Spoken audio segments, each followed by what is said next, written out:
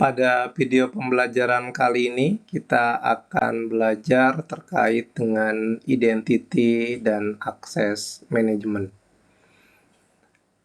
Pada pemanfaatan IAM, kita sebut saja identity dan akses manajemen adalah sebuah entitas yang ada di dalam AWS yang dapat digunakan untuk pengguna grup atau individu atau aplikasi yang membutuhkan layanan akses ke dalam AWS.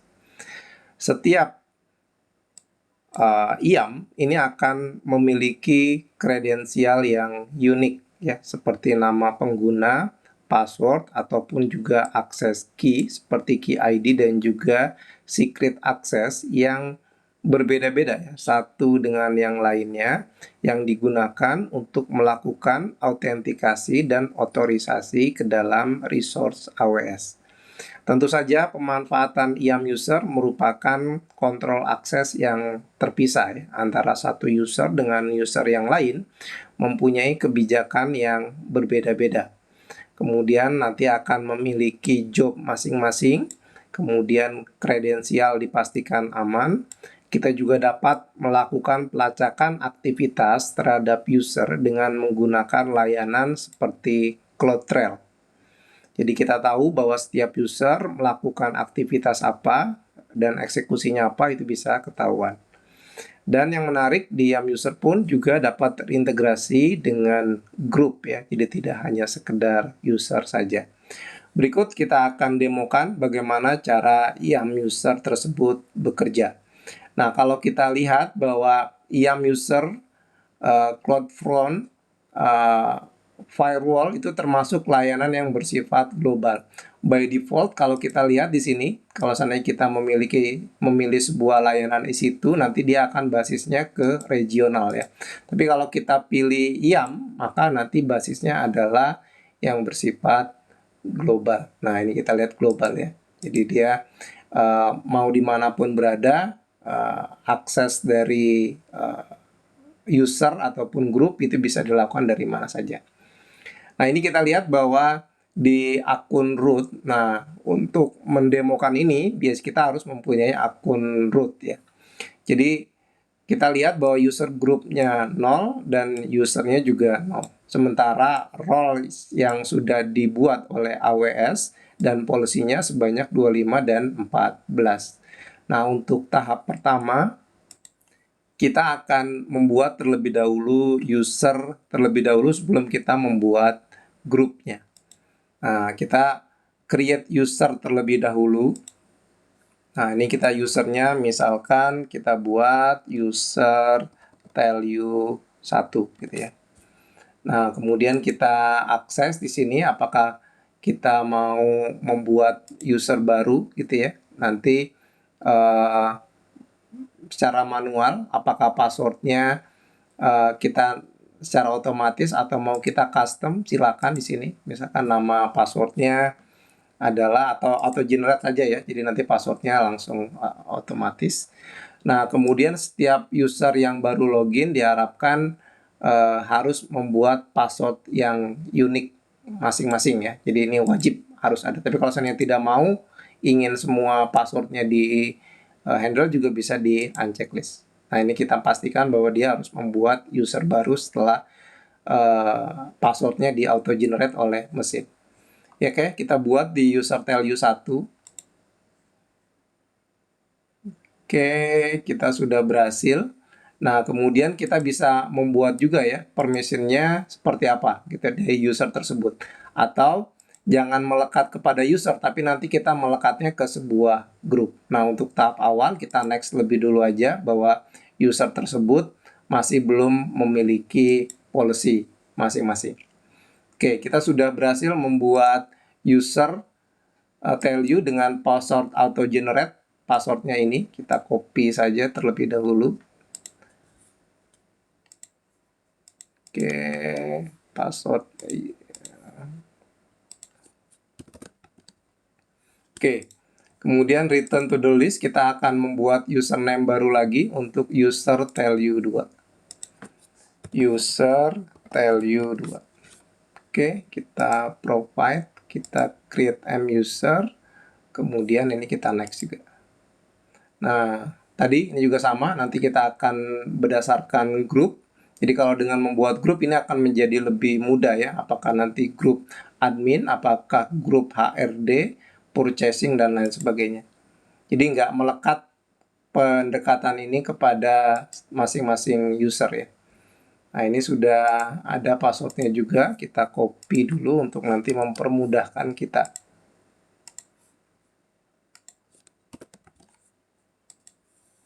Oke, selanjutnya kita return to do list, harusnya ada 2. Ya, nanti kita lihat di sini bahwa user tersebut masih belum memiliki grup ya.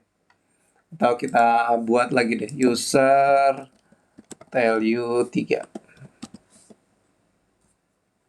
Oke, provide. Ini saya next saja. Saya next.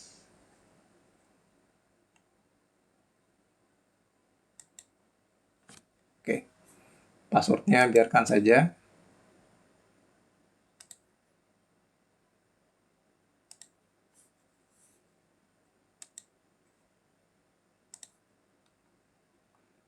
Oke, kita sudah punya 3 buah user. Setelah itu kita akan membuat grupnya ya untuk masing-masing user. Nah, kita juga belum membuat grup di sini. Kita akan buat grupnya adalah grup administrator. Admin aja ya. Admin tell you. Oke. Kemudian, nah kita pilih siapa yang mau jadi admin tell you. Apakah user 1, user 2, dan user 3. Kita pilih saja user tell you.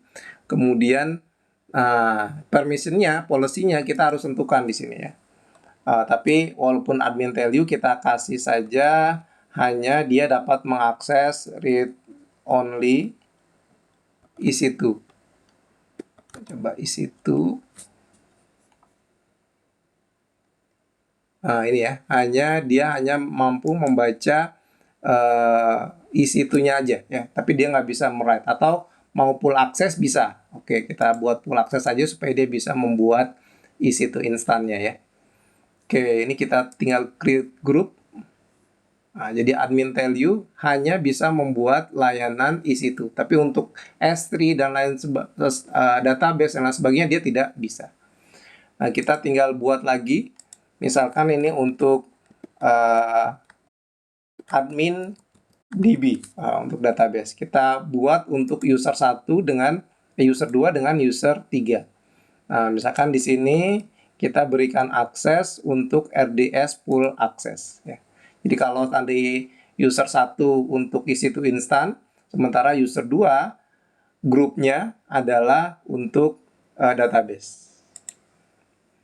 Nah, dengan membuat grup ini nanti akan lebih mudah ya kalau seandainya kita membuat user baru, apakah dia hanya membuat hanya untuk isi itu atau RDS, bisa kita langsung tentukan. Nah, dari sisi sini kita sudah selesai. Kita sudah berhasil sebenarnya membuat user baru. Nah, nanti di sini akan ada keterangan ya berkaitan dengan bagaimana cara mengaksesnya. Selanjutnya, ketika kita mengklik di user tell you 1, kemudian kita bisa lihat di sini ada aksesnya, ada isi to full access, dan juga dia harus merubah password ya untuk pertama kali login. Kita pilih security credential, di sini akan diberikan link. Nah, kita akan coba masuk dengan menggunakan user yang baru kita buat. Kita pilih mode samaran aja, kita paste di sini link yang tadi di mode kredensial.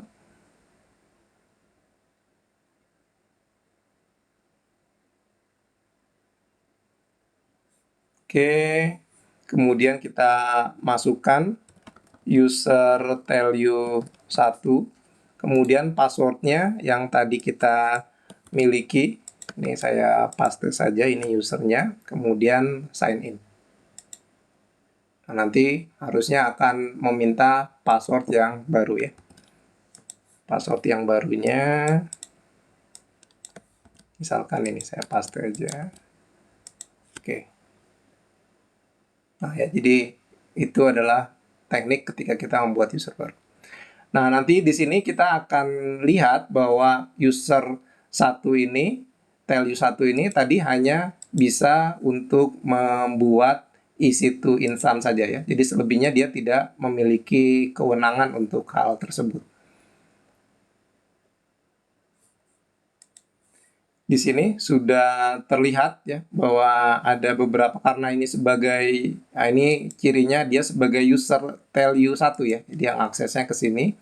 Kemudian ada beberapa hal yang tidak bisa diakses, misalkan seperti current mon usage gitu ya, shaping opportunity, dia tidak bisa melihat jenis-jenis aplikasi. Berbeda dengan tadi ya, kalau seandainya saya bertindak sebagai root. Nah, ini adalah komponen sebagai root. Jadi dia bisa sebagai apa saja. Nah, untuk melihat cost usage dan lain sebagainya, semuanya di allow. Ini kita balik lagi ke user value. Kemudian kalau kita buat EC2 instant, harusnya dia bisa ya. Jadi untuk membuat layanan EC2 instant, dia bisa. Sementara kalau untuk layanan lain seperti storage, database, dan lain sebagainya, dia tidak memiliki akses. Nah, ini kita klik saja. Nah, harusnya mau ya kita launch.